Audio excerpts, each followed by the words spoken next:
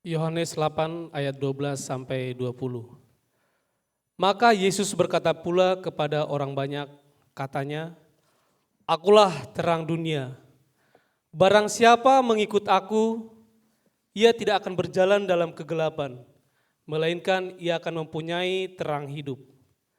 Kata orang-orang Farisi kepadanya, "Engkau bersaksi tentang dirimu, kesaksianmu itu tidak benar." Jawab Yesus kepada mereka, katanya, "Biarpun aku bersaksi tentang diriku sendiri, namun kesaksianku itu benar. Sebab aku tahu dari mana aku datang dan kemana aku pergi. Tetapi kamu tidak tahu dari mana aku datang dan kemana aku pergi. Kamu menghakimi menurut ukuran manusia, aku tidak menghakimi seorang pun. Dan jikalau aku menghakimi, maka penghakimanku itu benar, sebab aku tidak seorang diri, tetapi aku bersama dengan Dia yang mengutus aku. Dan dalam kitab Tauratmu ada tertulis bahwa kesaksian dua orang adalah sah.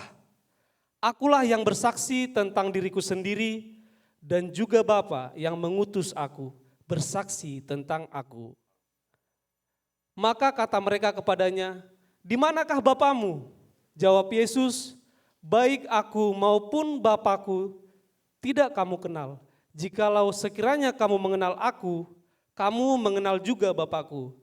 Kata-kata itu dikatakan Yesus dekat perbendaharaan, maka ia mengajar di dalam bait Allah, dan tidak seorang pun yang menangkap dia karena saatnya belum tiba. Amin. Amin. Mari kita mengaku iman kita, Yesus adalah Kristus, anak Allah yang hidup. Yesus adalah Kristus, anak Allah yang hidup. Mari kita saling memberi salam, mari kita hidup di dalam terang. Mari kita hidup di dalam terang. Judul khotbah hari ini adalah Akulah Terang Dunia.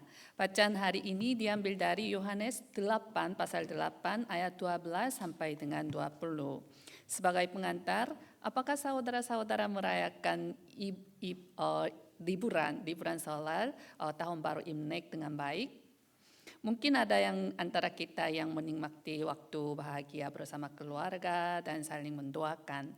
Di sisi lain, ada juga yang kembali dengan hati yang berat dan penuh doa karena keluarga tercinta belum mengenal Yesus. Bagi teman-teman dari Indonesia, mungkin ada yang bertemu sesama teman perantauan untuk melepas rindu, pergi berwisata atau sekedar beristirahat memulihkan tenaga. Kita berkumpul bersama keluarga pada hari raya, memberi hormat kepada orang tua dan mengunjungi makam leluhur karena kita merasa bahwa akar keberadaan kita saat ini berasal dari mereka. Sewaktu kecil pernah saudara bertanya kepada orang tua, "Mama, aku datang dari mana?"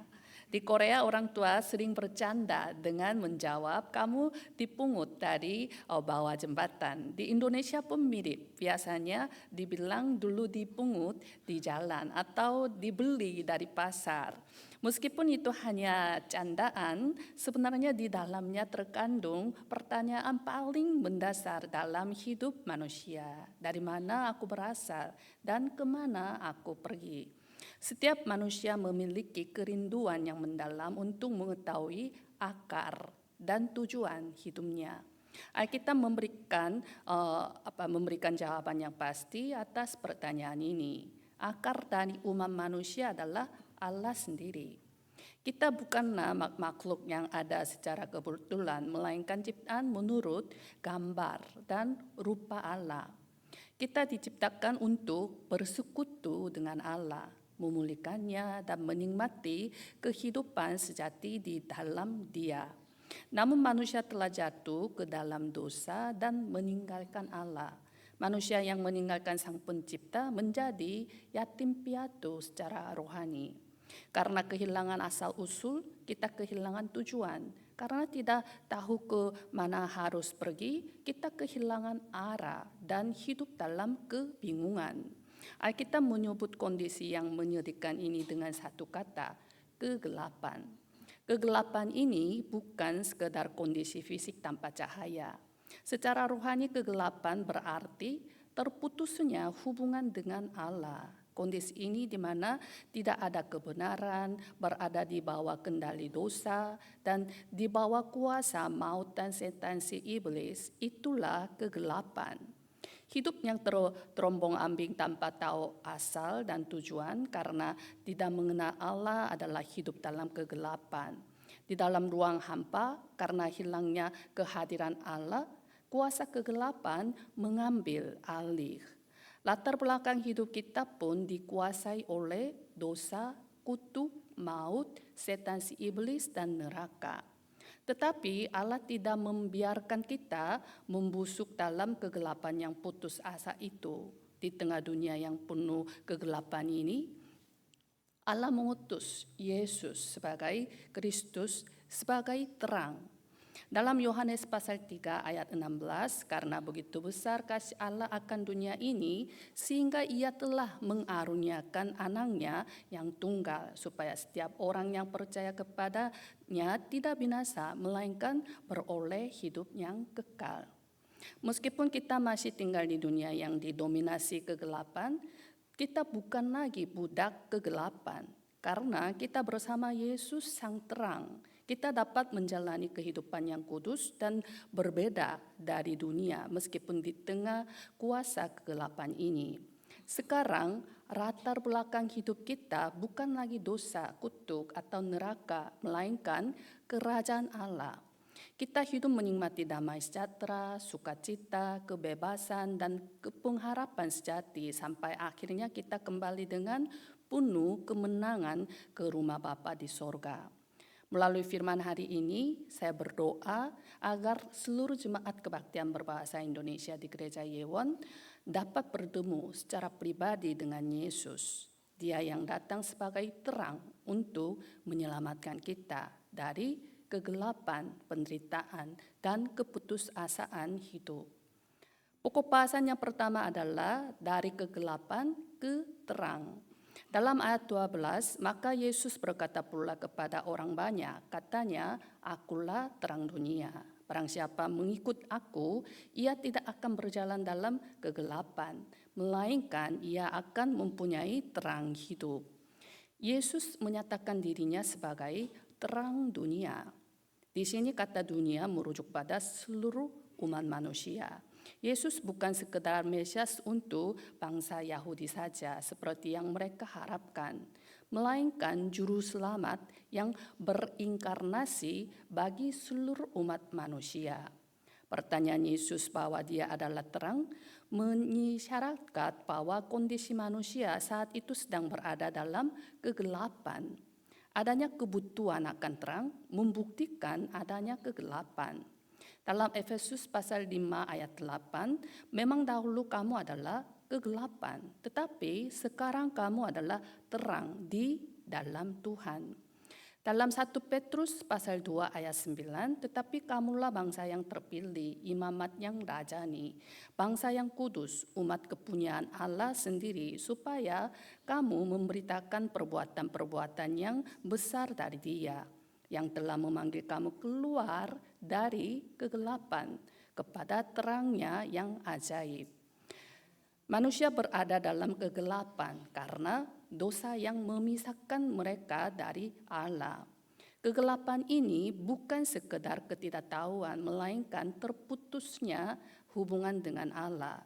Hidup di bawah kendali dosa, serta terbelenggu oleh kuasa maut dan kegelapan. Ke dalam kegelapan itulah Yesus datang sebagai terang. Namun terang ini sangat istimewa dan berbeda dari cahaya apapun yang dikenal oleh manusia. Ini bukan cahaya matahari, cahaya bintang, atau cahaya pengetahuan manusia. Ini adalah terang hidup, terang yang memberikan hidup yang kekal, dan terang keselamatan yang membuat kita tidak lagi berbelenggu oleh kegelapan. Dalam tradisi perjanjian lama pun terang melambangkan Mesias yang akan datang. Karena itu pertanyaan Yesus, akulah terang dunia, bukan sekedar kiasan, melainkan pernyataan diri sebagai Mesias. Hal ini merupakan pernyataan yang sangat mengejutkan bagi para pemimpin Yahudi, agama Yahudi. Akibatnya muncul perdebatan sengit antara orang Farisi dan Yesus mengenai identitasnya. Dalam ayat 13, kata orang-orang Farisi kepadanya, "Engkau bersaksi tentang dirimu, kesaksianmu tidak benar." Berdasarkan Ulangan pasal 17 ayat 6, suatu kesaksian dianggap sah jika didukung oleh setidaknya 2 orang saksi. Orang Farisi menyerang dengan argumen hukum Taurat, mengatakan bahwa kesaksian Yesus tentang dirinya sendiri tidak sah. Namun Yesus mematahkan logika mereka dalam ayat 16 sampai dengan 18, "Dan jikalau aku menghakimi, maka penghakimanku itu benar, sebab aku tidak seorang diri, tetapi aku bersama dengan Dia yang mengutus aku. Dan dalam kitab Tauratmu ada tertulis bahwa kesaksian 2 orang adalah sah. Akulah yang bersaksi tentang diriku sendiri, dan juga Bapa yang mengutus aku bersaksi tentang aku." Yesus menegaskan bahwa Dia tidak sendirian. Bapa turut bersaksi bersama-sama dengan Dia. Ini bukan sekedar kerjasama biasa, melainkan menunjukkan kesatuan antara Bapa dan Anak. Penghakiman Yesus adalah penghakiman Allah. Kesaksian Yesus adalah kesaksian Allah. Yesus menyatakan bahwa dirinya setara dengan Allah. Kita dapat mempercayai sepenuhnya perkataan, bukti, dan janji Yesus karena semua itu berasal dari pribadi yang setara dengan Allah. Namun para pemimpin agama Yahudi tidak dapat menerima hal ini. Dalam ayat 19 sampai 20, maka kata mereka kepadanya, "Di manakah Bapamu?" Jawab Yesus, "Baik aku maupun Bapakku tidak kamu kenal. Jikalau sekiranya kamu mengenal aku, kamu mengenal juga Bapakku." Kata-kata itu dikatakan Yesus dekat perbendaharaan waktu ia mengajar di dalam bait Allah. Dan tidak seorang pun yang menangkap dia karena saatnya belum tiba. Ayat ini menunjukkan inti dari Injil. Hanya melalui mengenal Yesus, kita dapat mengenal Bapa. Jika seseorang mengaku mengenal Allah tanpa percaya kepada Yesus sebagai Mesias, itu adalah sebuah kekeliruan. Allah menyatakan dirinya hanya melalui Yesus saja. Karena itu menolak Yesus sambil mengaku mengenal Allah adalah sebuah kontradiksi. Meskipun Yesus menyampaikan hal ini di dekat perbendaharaan di dalam bait Allah, tidak ada yang berani menangkapnya karena waktunya belum tiba. Sejarah tidak berada di tangan manusia, melainkan bergerak tepat di dalam rencana penebusan Allah. Tidak ada seorang pun yang dapat datang kepada Bapa kalau tidak melalui Yesus. Dalam Yohanes 14 ayat 6, "Akulah jalan dan kebenaran dan hidup. Tidak ada seorang pun yang datang kepada Bapa kalau tidak melalui aku." Dalam Filipi pasal 2 ayat 10 dan 11, "Supaya dalam nama Yesus bertekuk lutut segala yang ada di langit dan yang ada di atas bumi dan yang ada di bawah bumi, dan segala lidah mengaku Yesus Kristus adalah Tuhan bagi kemuliaan Allah Bapa." Hanya mereka yang berlutut di hadapan Yesus yang berhak menerima janji Allah Bapa yang Maha Kuasa. Jemaat Kebaktian Berbahasa Indonesia di Gereja Yewon adalah orang-orang yang telah dipindah dari kegelapan ke terang. Kita tidak lagi berada di bawah kuasa kegelapan. Mari kita beritakan terang hidup ini kepada mereka yang masih terombang-ambing dalam kegelapan, agar semua lidah mengaku Yesus Kristus adalah Tuhan demi kemuliaan Allah Bapa. Pokok bahasan yang kedua adalah dari maut ke hidup. Dalam ayat 12, "Maka Yesus berkata pula kepada orang banyak, katanya, Akulah terang dunia. Barang siapa mengikut aku, ia tidak akan berjalan dalam kegelapan, melainkan ia akan mempunyai terang hidup. Yesus menyatakan bahwa satu-satunya syarat untuk memiliki terang hidup, yaitu hidup kekal, adalah dengan mengikuti dirinya. Secara khusus, kata barang siapa mengikuti aku dalam teks aslinya ditulis dalam bentuk tunggal. Ini menunjukkan bahwa untuk memperoleh terang hidup, setiap individu harus mengambil keputusan pribadi untuk percaya dan mengikuti Yesus. Pada masa itu, orang-orang Yahudi merasa diri mereka sebagai bangsa pilihan yang berbeda dari bangsa lain. Mereka berpikir bahwa hanya dengan menjadi keturunan kandung bangsa Yahudi, mereka otomatis menjadi anak-anak Allah dan memperoleh keselamatan. Namun, Yesus menegur pikiran keliru ini. Meskipun dia mengikuti mereka sebagai keturunan Abraham secara fisik, Yesus menegaskan bahwa keselamatan didasarkan pada iman pribadi masing-masing orang. Terang adalah hidup dan kegelapan adalah maut. Dalam Alkitab, kegelapan melambangkan kondisi dosa dan upah dosa adalah maut. Terputusnya dengan hubungan dengan Allah adalah kematian rohani. Itulah sebabnya Yesus datang sebagai terang. Tujuannya adalah untuk menyelamatkan kita dari maut dan memindahkan kita ke dalam hidup. Kita harus memahami prinsip ini. Yesus adalah sumber terang, sumber cahaya, sedangkan kita adalah pemantul cahayanya. Sama seperti bulan yang tidak bisa memancarkan cahayanya seperti sendiri, melainkan hanya memantulkan cahaya matahari, kita pun tidak bisa memiliki hidup tanpa Kristus.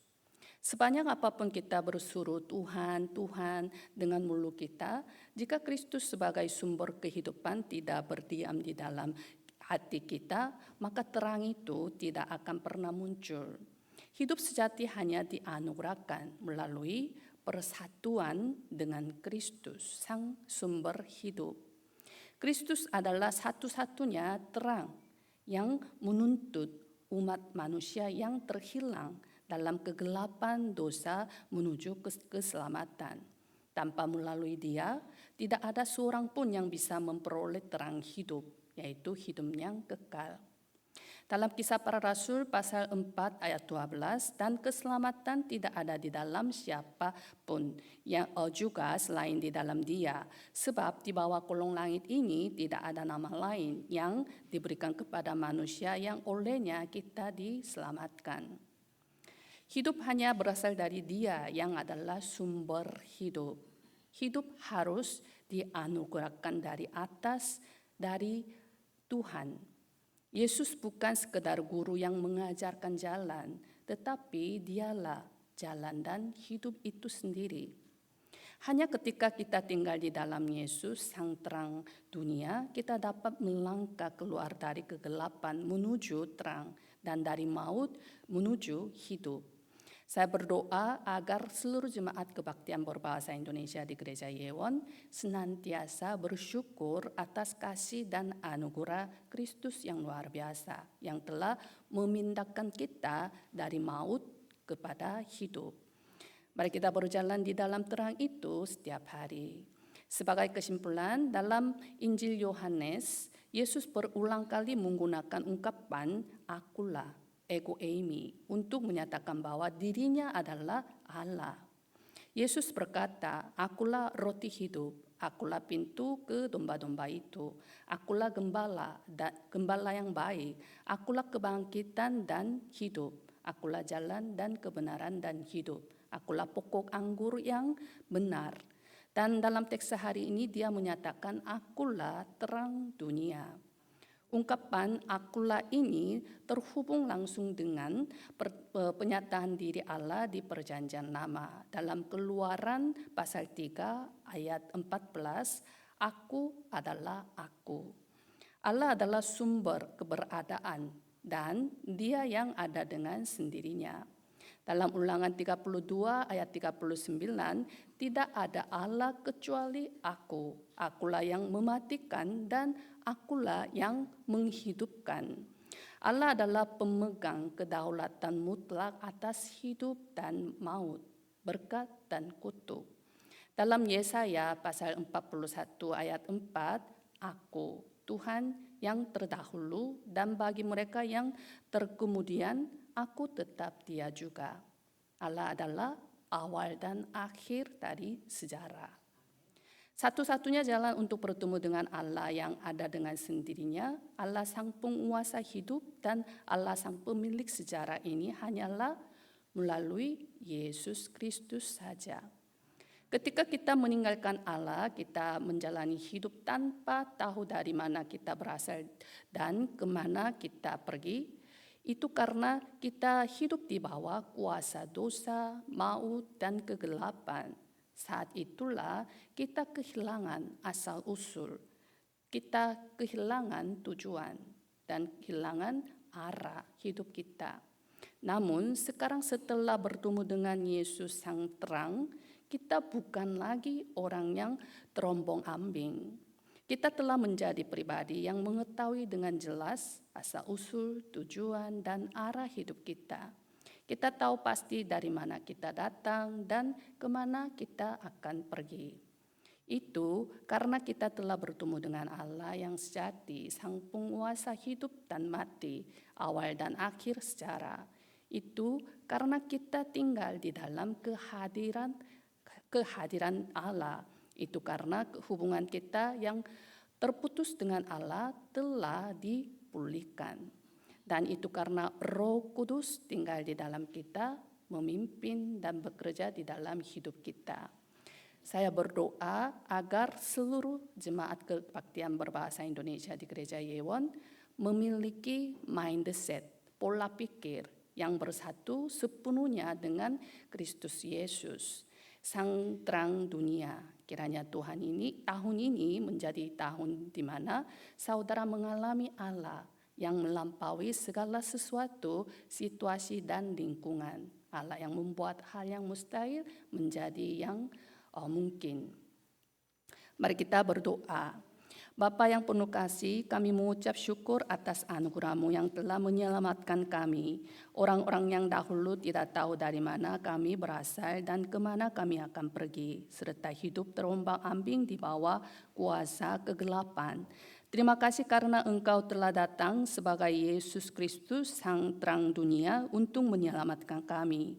Terima kasih karena Engkau mengizinkan kami mengetahui, percaya, dan mengaku siapa pemegang kedaulatan atas hidup kami dan penguasa secara yang sesungguhnya. Kami bersyukur karena melalui penebusan salib dan kebangkitan Yesus Kristus, Engkau mempertemukan kembali kami yang dahulu tersesat dalam kegelapan dengan Allah Sang Sumber Terang hidup. Sekarang biarlah kami menjalani hidup yang tinggal di dalam terang dan mampukanlah kami hidup sebagai anak-anak terang yang memancarkan cahaya kehidupan itu. Biarlah kami memiliki keyakinan akan dari mana kami berasal dan kemana kami pergi, sehingga kami dapat menjalani kehidupan sebagai misionaris yang bersaksi tentang terang hidup ini kepada jiwa-jiwa yang masih terhilang dan terombang-ambing dalam kegelapan dari Sabang sampai Merauke. Kami berdoa di dalam nama Yesus Kristus, Sang Terang hidup kami. Amin.